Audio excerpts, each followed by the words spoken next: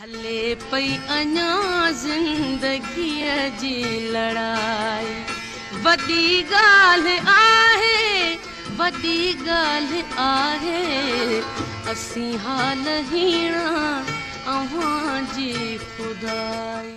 शमशेर खे सॾु कयो, शमशेर किथे आहे, महफ़िल खे मचाईंदो हिन जो ई सुखन आहे।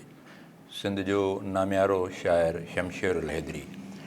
शमशेर अली वलद रसूल बख़्श जाफ़रीअ जो जनमु 15 सेप्टेम्बर 1931 में कढण ज़िले बदीन में थियो। सिंधी अदब में BA ऑनर्स ऐं MA कयाऊं। हिन मुख़्तलिफ़ खातनि में नौकरी बि कई। रोज़ानी हिलाल पाकिस्तान खां लिखण जी शुरूआति कयाऊं। महिराण रिसाले में असिस्टेंट एडिटर ऐं नई ज़िंदगीअ जो एडिटर रहियो। MRD तहरीक दौरान पाण रोज़ानी महिराण अख़बार जो एडिटर थियो। सिंधी अदबी बोर्ड जो 3 साल सेक्रेटरी, सिंधी अदबी संगत जो 11 साल सेक्रेटरी, उर्दू डिक्शनरी जो 3 साल मेंबर रहंदड़ Shamsher, arts council of Pakistan Karachi press club जो मेंबर, सिंध फ़नकार वेलफेयर ट्रस्ट जो सरपरस्त आला रहियो।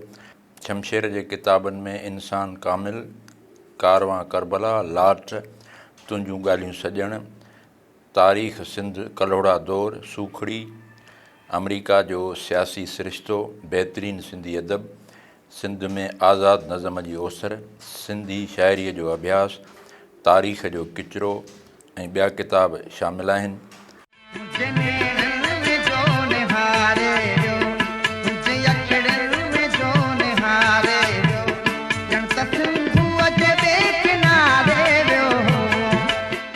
हिन ॿारनि जा गीत किताब बि लिखियो।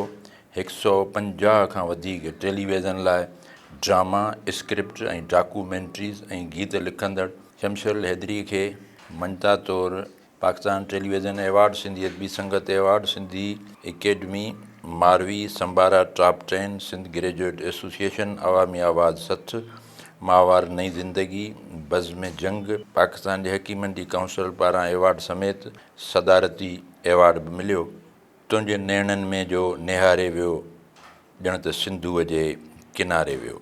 सिंध जो ही नामियारो शाइर 10 अगस्त 2012 ते वफ़ात करे वियो। संदुसि आख़िरी आरामगाह कराचीअ जे तारीख़ी क़ब्रिस्तान चौकंडीअ में ताजल बेवस जे क़ब्र जे भरिसां आहे। दुनिया